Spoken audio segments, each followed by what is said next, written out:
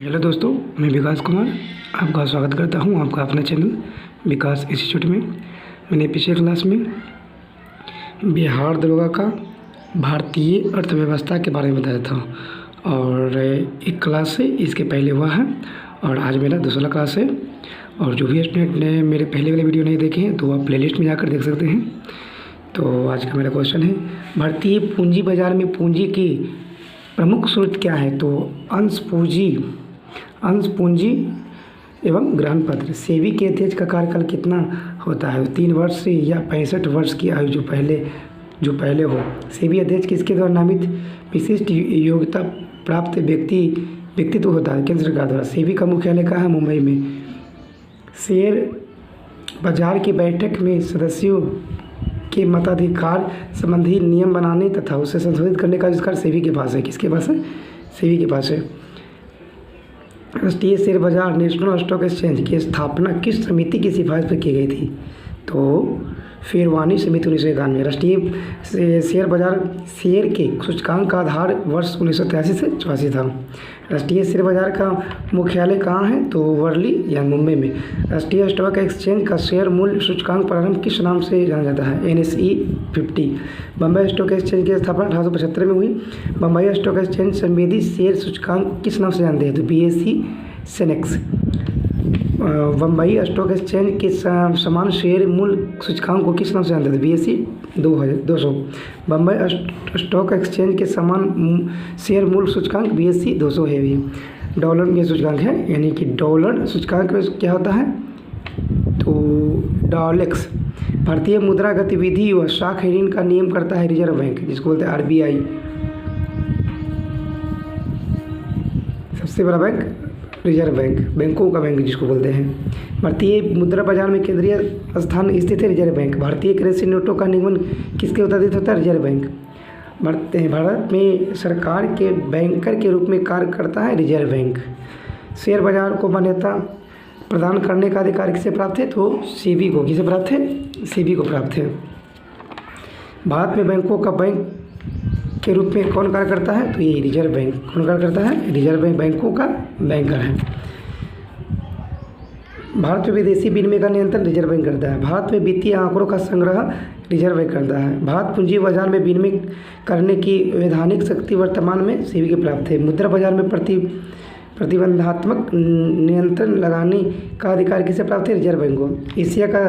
Asia तथा भारत का प्रधान share बाजार कौन है? बॉम्बे स्टॉक एक्सचेंज, जिसकी स्थापना 1875 में हुई थी। लोगों को मुद्रा बाजार के उपकरण उपबंध कराने के उद्देश्य से मनी मार्केट म्यूचुअल फंड की स्थापना 1992 में हुआ। भारत में मुद्रा की दशमलव प्रणाली 1 अप्रैल 1957 को स्टार्ट हुई। भारतीय स्टेट बैंक की स्थापना 1 जुलाई 1955 को हुई। मुख्यालय मुंबई। भारतीय जीवन बीमा निगम की स्थापना 1 सितंबर 1956 को। मुख्यालय मुंबई। भारतीय निर्यात आयात बैंक की स्थापना 1 जनवरी 1982 को। मुख्यालय मुंबई। भारतीय औद्योगिक पूर्ण निर्माण बैंक की स्थापना 20 मार्च 1985 को। मुख्यालय कोलकाता। राष्ट्रीय आवास बैंक पूर्व निर्माण की स्थापना की गई 8 जुलाई 1988 को। मुख्यालय नई दिल्ली। भारतीय लघु उद्योग विकास बैंक की स्थापना कब की गई? तो 2 अप्रैल 1990 को। मुख्यालय लखनऊ में। भारतीय औद्योगिक निवेश लिमिटेड की स्थापना की गई थी तो 17 मार्च 1997। कब? 1997 को। भारत में बैंकिंग प्रणाली की नींव किसके द्वारा रखी गई थी? ईस्ट इंडिया कंपनी के द्वारा। 1770 में कोलकाता में स्थापित भारत के पहले बैंक का नाम क्या था? तो बैंक ऑफ हिंदुस्तान। सरकार के वित्तीय सहयोगी के निजी अंशधारियों द्वारा bank of Bengal, bank of Bombay, bank of Madras की स्थापना कब की गई? और ये बैंक क्या कहलाते थे? प्रेसिडेंसी बैंक कहलाते थे। कब तीनों प्रेसिडेंटी बैंकों को आपस में विलय करके तथा विलय के फलस्वरूप किस नाम का एक नए बैंक की स्थापना की? तो 1921 में इंपीरियल बैंक। कब इंपीरियल बैंक ऑफ इंडिया का आंशिक राष्ट्रीयकरण उस स्टेट बैंक ऑफ इंडिया करते? 1 जुलाई 1955 को। भारतीय द्वारा संचालित पहला बैंक कौन था? तो अवध कॉमर्शियल बैंक था पहला। पूर्ण रूप से पहला भारतीय बैंक कौन था? तो पंजाब नेशनल बैंक। स्थापना हुआ था 1894 में। भारतीय बैंक अधिनियम मार्च 1949 में पारित हुआ था। UTI की स्थापना 1 फरवरी 1964 में। मुख्यालय मुंबई। इंड बैंक की स्थापना कब की गई? तो 2 अप्रैल 1994 को, मुख्यालय पुणे। ICICI बैंक की स्थापना 17 मई 1994 को, मुख्यालय बड़ोदरा। HDFC बैंक की स्थापना 5 जनवरी 1995 को, मुख्यालय मुंबई। HDFC बैंक की स्थापना 5 जनवरी 1995 को, मुख्यालय मुंबई। सुचेरियन बैंक की स्थापना 13 जनवरी 1995 में, मुख्यालय पुणे में था। बैंक ऑफ पंजाब की स्थापना तो 1995 में हुआ था, मुख्यालय चंडीगढ़। टाइम्स बैंक की स्थापना कब की गई? 26 अप्रैल 1995 को, मुख्यालय फरीदाबाद। IDBI बैंक की स्थापना 28 सितंबर 1995 को, मुख्यालय इंदौर। डेवलपमेंट क्रेडिट बैंक की स्थापना 31 मई 1995 को हुआ था, मुख्यालय मुंबई। क्षेत्रीय ग्रामीण बैंक की स्थापना, ये क्वेश्चन पूछा जाता है, ये VBI है, 2 अक्टूबर 1975 को हुआ था। क्षेत्रीय ग्रामीण बैंकों की स्थापना किस समिति की सिफारिश से हुआ था? तो सुरैया समिति। भारत में प्रथम मिश्रित पूंजीवादी बैंक था बैंक ऑफ इंडिया। वर्तमान देश का सबसे बड़ा व्यापारिक बैंक कौन है? तो SBI। भारतीय स्टेट बैंक की ने विदेशों में अपनी पहली शाखा कहाँ स्थापित की थी? कोलंबो में। निजी क्षेत्र में देश का सबसे बड़ा बैंक कौन है? तो ICICI बैंक। सार्वजनिक क्षेत्र में किस बैंक की विदेशों में सर्वाधिक शाखाएं हैं? तो बैंक ऑफ बड़ौदा का सबसे ज़्यादा है। देश का पहला निजी बैंक तो UTI था, निजी बैंक UTI बैंक का नया नाम एक्सिस बैंक है। किस बैंक का भारत में सर्वाधिक शाखाएं हैं? तो स्टैंडर्ड चार्टर्ड। भारत की सबसे बड़ी mutual fund unit trust of India. पूर्ण रूप से पहले भारतीय बैंक पंजाब नेशनल बैंक की स्थापना 1894 में हुई थी। देखिए 1894 में। स्वैच्छिक सेवानिवृत्ति योजना को लागू करने वाला सार्वजनिक क्षेत्र का पहला बैंक पंजाब नेशनल बैंक था। देश का पहला मोबाइल बैंक कहाँ स्थापित किया गया था? खरगोन, मध्य प्रदेश में पड़ता है। भारत का पहला ऋण वसूली न्यायाधिकरण कब और कहाँ स्थापित किया गया था? तो वह कब किया गया था? कब? 1994 में, कोलकाता में। गोईपोरैया समिति का गठन बैंक में ग्राहक सुधार से लिया गया। ये डाक सामग्री, स्टाम्पों, चेकों, बांडों, विकास पत्रों तथा प्रतिभूति पत्रों का छपाई होती है इंडियन सिक्योरिटी प्रेस नार्जिक। कहाँ स्थित टकसाल में विभिन्न प्रकार के वादकों का भी उत्पादन होता है? तो मुंबई एवं कोलकाता। भारतीय मौद्रिक व्यवस्था का इकाई होता है रुपया।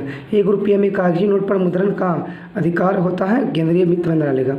2 रुपये और इससे ऊपर के सभी नोटों का मुद्रण जारी करने का एकमात्र अधिकार रखता है कौन? तो रिजर्व बैंक RBI।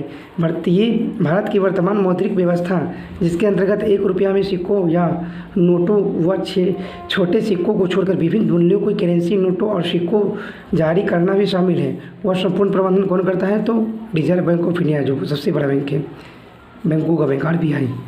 भारत सरकार के प्रतिनिधित्व के रूप में 1 रुपये के नोट तथा सिक्कों एवं छोटे सिक्कों का देश भर में वितरण का कार्य कौन करता है? Reserve bank.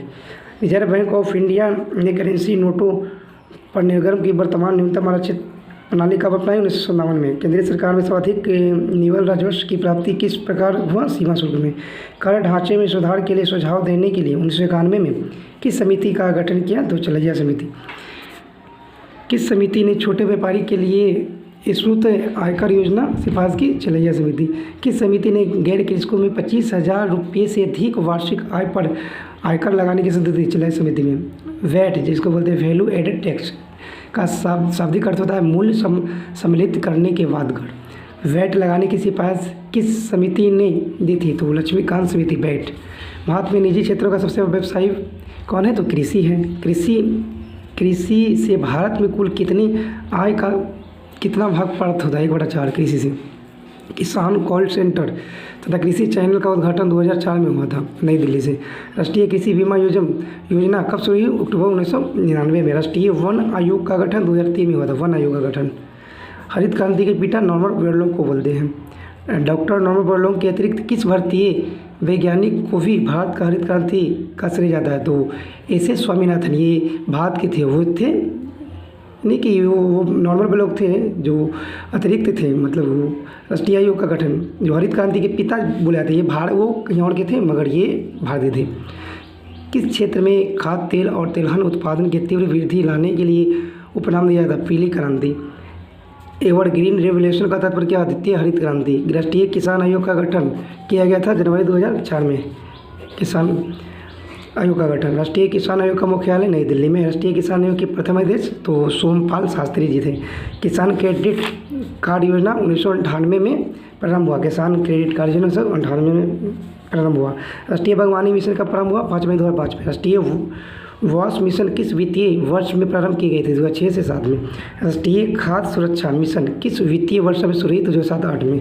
भूमि विकास बैंक को किस अन्य नाम से भी जानते हैं? तो भूमि बंधक बैंक, भूमि विकास को। स्वतंत्रता के पश्चात भारत की प्रथम औद्योगिक की नीति की घोषणा कब तथा तत्कालीन किस केंद्रीय उद्योग मंत्री द्वारा की गई थी? 6 अप्रैल 1948 में डॉक्टर श्यामा प्रसाद मुखर्जी। नई आर्थिक नीति की घोषणा कब हुई थी? 24 जुलाई 1991 को। भारतीय उद्यमशीलता संस्थान कहाँ स्थित है? गुवाहाटी में। राष्ट्रीय उद्यमशीलता एवं लघु विकास व्यापार संस्थान की कहाँ स्थित है? तो नोएडा, ये जो उत्तर प्रदेश में पड़ता है। और यहाँ नोएडा में ही मतलब कि सबसे बड़ा फिल्म सिटी बन रहा है। राष्ट्रीय लघु उद्योग विकास विस्तार प्रशिक्षण संस्थान कहाँ? हैदराबाद में। भारत में आधुनिक स्तर की प्रथम सूती कपड़ा मिल कब और कहाँ स्थापित की गई थी? तो 1818 में फोर्ट ग्लोस्टर, कोलकाता में। और इसका एक क्लास और चलेगा अर्थव्यवस्था का, ठीक है। उसके बाद में फिर फिजिक्स के जो क्वेश्चन है VVI मैं उसको लेके आऊँगा। इसमें देखिए एक कर होता है, कर 2 प्रकार के होते हैं, प्रत्यक्ष कर और अप्रत्यक्ष कर। तो प्रत्यक्ष कर और अप्रत्यक्ष कर, तो देखिए केंद्र सरकार द्वारा प्रत्यक्ष कर एक लगता है, एक राज्य सरकार द्वारा लगता है। तो देखिए केंद्र सरकार द्वारा लगता है तो व्यक्तिगत आयकर, निगम कर, उपहार कर, अस्तित्व कर, व्यय कर, संपत्ति कर, पूंजी कर, लाभांश कर, ब्याज कर और प्रतिभूति यानी STT आदि, ये होता है केंद्र सरकार के द्वारा कर। एक राज्य सरकार द्वारा कर होता है, जैसे कृषि पर आयकर, होटल प्राप्ति पर कर, भू राजस्व पर, हाँ, पथ कर, रोजगार पर कर, ये होता है। ये प्रत्यक्ष कर में आते हैं केंद्र सरकार और राज्य सरकार के द्वारा।